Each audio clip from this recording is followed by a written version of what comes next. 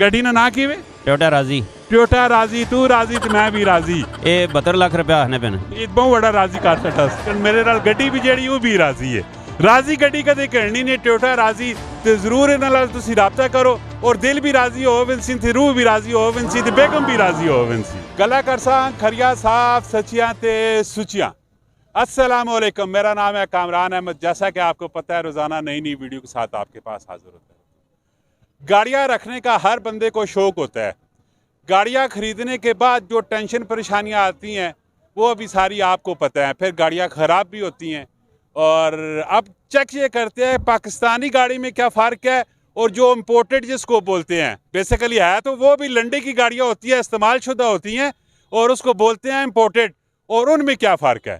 माशाल्लाह अभी भाई साहब मेरे साथ मौजूद है, इनकी गाड़ी है इम्पोर्टेड किस्म की जिसको लंडे का बोला जाता है, और उनसे पूछते हैं कि ये लंडे की गाड़ी कितनी की है और लोकल कितनी की है और इसमें फ़र्क क्या है और क्या इनके डिमांड वगैरह क्या है। जी अस्सलाम वालेकुम। वालेकुम सलाम जी। भाई क्या हाल? शुक्र है सर, आप सुनाएं। अच्छा मैं दसो गड्डी जिस टाइम खरीदने ऐसे खरीदने तो बाद केड़े केड़े मसले मसाइल मद्दे नजर रखना चाहिए?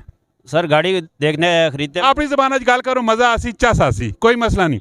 सर गड्डी कहने वाले जड़ा ना तकरीबन जड़ा हर चीज़ ना mechanically tyre wise engine wise गड्डी जी फिट होनी चाहिए, इन्होंने चीज़ों ना पक्का हिसाब किताब रखना चाहिए ताकि कल किसी किस्म की कोई टेंशन ना हो, कोई किसी किस्म का मसला मसाइल ना हो, बंदे आराम सुकून नाल चलाने तसली भी होवे। टेक्निकली यानी कि गड्डियां सही जरा मद्देनजर रखना चाहिए, नजर रखना चाहिए। लेकिन टेक्निकली बंदिया जब समझ ही ना होवे फिर नाल कोई मैकेनिक किन के आने? जी जी बिल्कुल, आपने नाल अपना चेकर आना चाहिए ना, कोई चेकर जड़ा आण होती हुए चेकर आण के नाल शोरूम ले आके विचों मड़ा विचों हिस्सा रखियो तो फिर की बंदा करे? सर वो इतमादी बंदा लैके आवे ना जी, अपना जड़ा सही अच्छा उससे इतमाद। बाज़ दफ़ा एक ही माँ ने पेट विचों जमे जड़े नूह वाले उन्हां च बंदा भरोसा नहीं कर सकना। मकैनिका च किस तरह नाल डीलर च किस तरह बंदा भरोसा करे? सर जी फिर हुण फिर थोड़ा बहुत करना पैना। हुण जेकर बिल्कुल भी बंदा हुण आपने हिसाब किताब रहे कि यार बिल्कुल मुखलस बंदा मिले तो वो इस हिसाब से हुण वेला जड़ा जा रहा उस हिसाब किताब लाओगे, बड़ा मुश्किल जा काम है। ए जेड़ी पिछे सारी गड्डी खलोती पई केड़ी गड्डी है? टोयोटा राजी खलोती पई। राजी राजी, तू राजी ते मैं राजी। राजी गड्डी ना किवें? टोयोटा राजी। टोयोटा राजी, तू राजी ते मैं भी राजी। जरा इस गड्डी ने मुतल्लिक तुसां मुकम्मल तफसील दसने। ये केड़ा मॉडल है? ये 19 मॉडल है जी, तरई ना कोटा है। कितने पैसे गड्डी है?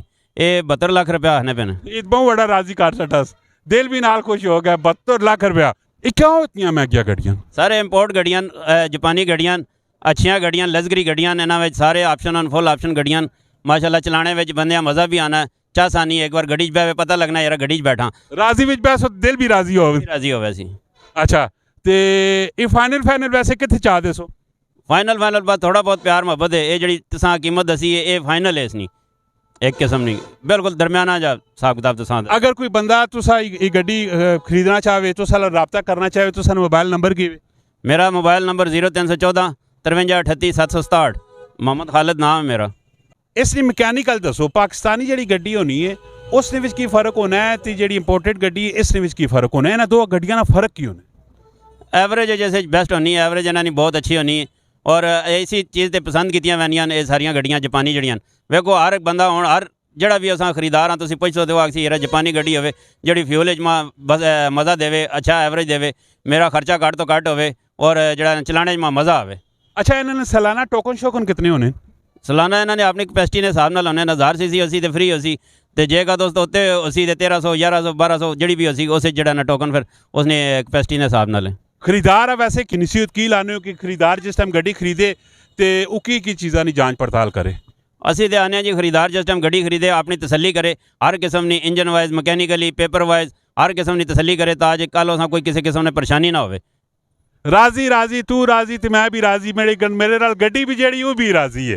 राजी गड्डी कदे कहनी नहीं, टोयोटा राजी तो जरूर इन्हां नाल तुसीं राबता करो और दिल भी राजी होवे सी ते रूह भी राजी होवे सी ते बेगम भी राजी होवे सी। मिलने इसी तरह नैक्सट वीडियो च। अपना बहुत सारा ख्याल रखियो, कमेंट सैक्शन में अपनी राय जरूर देनी है। फी अमान अल्लाह।